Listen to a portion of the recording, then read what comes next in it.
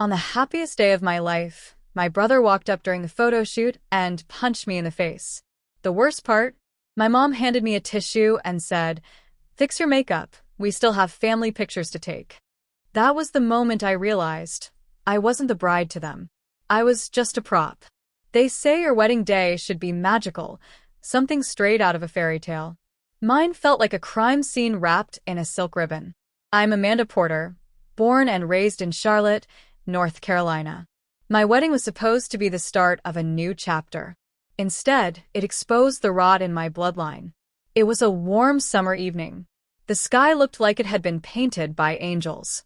I had on my dream dress, custom-stitched with hand-beaded lace and a trail so long it needed 3 bridesmaids to carry. I thought I looked like royalty. But inside, I felt a storm brewing. Because Jason, my older brother, was already 3 drinks in before the ceremony even began. He wasn't just drunk. He was furious. Furious I hadn't chosen him to walk me down the aisle. But how could I? Jason hadn't been a brother to me in years. He was loud, unpredictable, and toxic. I wanted peace. So I asked Uncle Ray instead. Big mistake, apparently. When the reception kicked off, things felt almost perfect. Mark, my husband, was glowing. Guests were laughing. The band played our favorite acoustic covers, and the cake, God, the cake, was a 4-tier masterpiece. Then Jason grabbed the mic. At first, people clapped. They thought it was going to be a heartfelt toast. I knew better. His eyes were glassy, his speech slurred before he even said the first word. "To my baby sister," he began, swaying slightly. "Who thinks she's better than the rest of us now, with her fancy man and her rented happiness?" Laughter turned into stiff silence. He looked around the room, scanning the shocked faces. Then his gaze landed on me, cold and razor-sharp. "You didn't let me walk you down the aisle. You let that washed-up, tax-dodging uncle take my place. Guess family means nothing to you anymore, huh?" I stood slowly, my fists clenched under the table. "Jason, Sit down." you've said enough," he scoffed, stepping toward our table. "Nah, I think the bride should take some feedback. Or, is your new last name already making you too good for it?" I moved toward him, calm but firm. "Sit down." That's when he slapped me. A loud, wet crack across the face. Gasps. A dropped wine glass. Someone screamed. And I just stood there, cheek throbbing, lip split, the taste of blood warm and salty in my mouth. For a second, the whole room froze. The cameras didn't. Flash. Flash. Flash. My humiliation captured in perfect high resolution. I turned to my mother, hoping, no, begging, for protection, for comfort, for anything human. She leaned over and whispered coldly, "Fix your makeup. You're ruining the photos." That broke something in me. Mark stood awkwardly beside me, his hand half reaching for mine. But he didn't say a word. He didn't yell. He didn't defend me. He just froze. Like everyone else. As if my pain had no place on this perfect day. So I smiled. I smiled because I had no other choice. Because I knew the moment I stopped pretending, the whole illusion would shatter, and I wasn't ready for that. Not yet. But deep down, something had already cracked. That night, I washed blood off my face while everyone danced to pop music downstairs. My husband offered me ice and silence. My mother didn't knock. And Jason? He passed out in the lounge chair like nothing happened. That's when I decided I might have been humiliated today, but this wasn't the end. No. This was the beginning. They thought I'd forget, that I'd smile through the pain forever. They had no idea who they just bruised. The photos hit Facebook before the reception even ended. Perfect lighting. 4 smiles. The dress. The flowers. The kiss. Everything looked flawless. Except it wasn't. My cheek was still swollen. My lips still split. But somehow, the photos told a different story. Airbrushed to perfection. You couldn't see the violence. Or the shame. Or the way my eyes were quietly screaming in every frame. The truth had been edited out. Just like me. By the time the cake was being served, people had already stopped whispering. They danced. They drank. They acted like Jason hadn't just assaulted the bride on her own wedding day. He was lounging at the bar like royalty, smirking, surrounded by people telling him to take it easy. My mother clinked glasses with him. My father handed him another drink. Someone even joked, "That's Jason for you, never a dull moment." I sat quietly at the sweetheart table, watching my new husband across from me, avoiding my gaze. When our eyes finally met, he gave me the kind of smile you reserve for a funeral. That night, in the hotel suite, I peeled off my dress with shaking hands. The room was too quiet. Mark was already in bed, scrolling through messages from guests. "Everyone says the wedding was beautiful," he said, like that somehow undid the violence. "People really loved the music." I didn't answer. After a while, he added, "Your brother's going through stuff, Amanda. He's always been complicated." I turned to face him. He hit me. Mark sighed. "I know. And that's not okay. But this is your family. Our family now. Maybe we should just move on." Move on? Move on from the fact that my brother hit me in public and no one cared? Move on from the fact that my mother told me to fix my makeup instead of standing up for me? Move on from the man I just married, who watched it all happen and still chose silence over support. I didn't speak for the rest of the night. I stared at the ceiling, listening to the hum of the minibar fridge and the ticking of the wall clock, because something in me had snapped, and not just from the slap. It was years in the making. Years of being told to keep the peace. Years of swallowing insults and pretending they were jokes. Years of playing the good daughter, the sweet sister, the understanding bride. I'd been small for too long. Silent. Dismissible. No more. As I lay there beside a man who didn't know how to defend me, with a family who'd rather stage a pretty illusion than face an ugly truth, I made myself a promise. I would become the storm they didn't see coming. They wanted me to smile for the photos? Fine. I'd smile. But next time, it would be real. Because I'd be smiling while they crumbled. While Jason lost what little reputation he had left. While my mother watched the mask she wore crack in public. While Mark realized what he sacrificed when he chose comfort over courage. They thought this day was about me becoming a wife. But it was the day I stopped being a victim. I wasn't going to stay small. I was going to grow sharp edges and aim every one of them right back at the people who taught me how to suffer in silence. They thought I'd vanish. That I'd go off with my new husband, play house of babies, and slowly fade into the background like a good little wife. They'd keep the family secrets, keep the power, keep Jason at the center of it all, because in their eyes, he was the man of the house, even if he was a walking disaster in a borrowed suit. But fate handed me something they didn't expect, a crack in their carefully crafted lie. It started 3 weeks after the wedding. I showed up at my parents' house under the guise of making peace. My mother welcomed me like nothing had happened, offered me coffee, complimented my hair, and gossiped about the neighbors as if she hadn't told me to fix my makeup while blood ran from my lip. I played along, smiled at all the right moments, pretended to forgive. But I wasn't there to heal. I was there to look. Grandma Ruth had passed a year ago, quietly, in her sleep, right before my engagement. She was the only one who ever truly saw me. We used to sit by the lake together while she whispered things like, "Don't let your brother speak for you," and "You're stronger than your mother ever taught you to be." Jason always mocked her.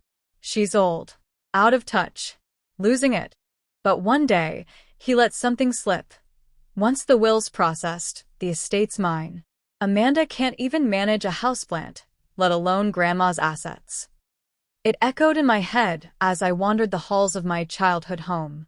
I found the papers by accident, buried in a drawer in my father's study, beneath a stack of outdated property tax slips. It wasn't even locked, just ignored, like it didn't matter, until I read it. My name. Over and over again. Amanda Porter, legal heir of Ruth C. Porter's estate, including all residential, commercial, and trust assets. The estate. The business properties. Even the lake house they'd spent every summer bragging about. All of it was mine. I sat there, staring at the document with shaking hands. Not out of fear, out of clarity. They knew. They had read this. Chosen not to tell me. Chosen to pretend it didn't exist. My own parents. My blood. Why? Because they thought they could wait me out. Hide the paperwork long enough for me to drift away, out of sight, out of mind, until they could quietly contest it and claim everything. I wasn't supposed to find it. I wasn't supposed to fight. But I did. The next morning, I contacted a lawyer. Not a firm from town. Someone out of state. Paid in cash. No digital trail. Just a simple goal. File grandma's will. Officially and publicly. But I didn't stop there. I included everything in my filing. The unprocessed inheritance. The timeline. The medical report from the hospital that documented the bruise on my cheek. The photos taken at the wedding before the Photoshop. I didn't accuse them of abuse. I didn't make it about emotions. I made it about neglect. Neglect of duty. Neglect of legal responsibility. And once those documents were submitted, it was done. The estate was mine, legally and irrevocably. Jason's fantasy shattered with a judge's signature. Was it revenge? Not yet. It was a correction. A reset of the board they thought they controlled. They still saw me as small. But now I owned everything they cared about. And they had no idea the storm was just getting started. The first letter was cold. Clean. Legal. A formal notice of asset transfer. On embossed paper, signed by a real judge. Not some backroom agreement scribbled in the margins of family loyalty. It arrived at my parents' front door on a Tuesday morning. By noon, my phone lit up with angry texts. My mother called 3 times in a row, left a voicemail with a trembling voice. Amanda, this is going too far. You don't understand what you're doing. You're tearing this family apart. I didn't answer. That night, Jason sent me a voice note. His words were slurred, thick with rage. You think you're smart? Playing lawyer? You're not. I'll come fix this myself. I played it twice, then blocked him. The next day, I sent the second wave, an eviction notice for the lake house. They had 30 days to vacate the property or face legal consequences. It wasn't personal. It was legal. My lawyer delivered it by hand, because I wanted them to see that it was real and that this time I wasn't bluffing. They ignored it at first. Mocked it. My father called the lawyer a fraud. My mother left a voicemail crying about memories and how this house raised you, Amanda. But when a sheriff's deputy showed up with enforcement paperwork, they packed. Not with dignity, though. They threw tantrums and guilt like old furniture into a U-Haul. The lake house was empty by the 29th day. It should have felt like victory. But it only confirmed what I already knew. They never loved me for me. Only for my silence. My role. My willingness to play along. When I stopped playing, I became the enemy. Then came the climax I didn't expect. Jason found me at work. I had just stepped out of the building, coffee in hand, sunglasses on, when I heard it. Amanda. I turned, and there he was, storming across the parking lot like a tornado in jeans and anger. His eyes wild. His voice booming. You think you've won? You think this is over? This isn't over, you bitch. This is war. People looked up from their cars, their phones. One of my coworkers froze halfway into their Uber. And for a moment, I felt like I was back at the wedding. On display, the whole world watching my humiliation unfold. But this time, I wasn't alone. Mark was beside me. He'd come to pick me up that day, an odd gesture for him, but one I welcomed. He stepped forward before I could even speak. Leave now, he said to Jason, voice firm and steady. Or she'll press charges. And I'll testify. Jason blinked. He hadn't expected that. Not from Mark. Not from the man who once stood frozen at our wedding, paralyzed by the weight of family shame. But now? Now he was my shield. Jason laughed bitterly, shook his head, and walked away muttering something about lawyers and ruined bloodlines. I didn't flinch, because I knew now I wasn't the girl with the bleeding lip anymore. I wasn't the passive bride they could silence with tradition or shame. I was the woman with the deed, with the lawyer, with a power they thought they buried in that drawer along with Grandma's will. They thought I was weak because I cried, because I hesitated, because I stayed quiet. They forgot that silence isn't surrender. Sometimes it's just strategy. And mine was only getting started. I chose a Thursday evening. Not too close to the weekend, too casual. Not a holiday, too sentimental. Just an ordinary weekday to host an extraordinary reckoning. The estate was mine now, legally, publicly, irrevocably mine. And I wanted them to feel it. I invited them all under the guise of reconciliation. My mother, my father, and Jason. No plus ones. No distractions. Just us. Family, as they like to call it. They came reluctantly. Jason arrived late, in a stained hoodie and a sour expression. My father walked in with a straight back and a tighter jaw. My mother, ever the actress, brought wine and a fake smile. I had the dining room arranged exactly the way Grandma Ruth used to. Candles lit, linen napkins folded just right, and her favorite dishes served hot from the private chef I'd hired for the night. Roast chicken, cornbread, peach cobbler, comfort food that made them nostalgic, weak. They sat down like ghosts walking through memories. Jason sulked, stabbing at his plate. My father didn't speak. My mother tried to fill the silence with small talk. Oh, you repainted the hallway, and the garden's looking dry. I let them talk. I let them chew. I let them settle into the illusion that they still belonged here. And then I stood up. Calm. Centered. Sharp. Do you remember that slap, Jason? I asked, my voice echoing across the long oak table. Do you remember how none of you stopped him? How you told me to fix my makeup because I was ruining the photos? The room went dead silent. No one moved. Jason looked up, his face twitching with guilt, or maybe rage. My mother's hand trembled around her wine glass. My father stared at his plate like it had betrayed him. I remember. I continued. I remember the silence. The cameras flashing. The way you all watched me bleed and did nothing. I've memorized it, frame by frame. Still, they said nothing. So I smiled. Well, here's something to smile about. I own this house. This land. Every inch of it. You're not hosts here. You're guests. Temporary ones.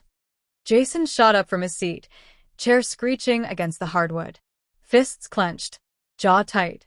But he didn't swing this time. Because he couldn't. Because now he had something to lose. My mother's eyes brimmed with tears.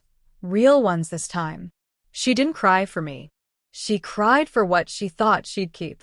For what I took back without ever raising my voice. My father cleared his throat. Tried to reclaim control. Amanda, maybe we could work something out. We can talk through this. We're still family. I turned to him slowly. Let the silence breathe. No, I said. This is me working it out. This dinner? This confrontation? This moment? This is the solution. I'm giving you one last shred of dignity. Leave while you still can. He didn't respond. Jason sat down again, like the wind had left his body. My mother looked around the room, like she didn't recognize it anymore. And maybe she didn't. Because this wasn't Grandma's house now. It wasn't a memory. It wasn't a museum for their manipulation. It was mine. Every creaking floorboard. Every dusty book. Every shattered lie now framed in truth. The dinner ended quietly. No hugs. No forgiveness. No warmth. They left without dessert.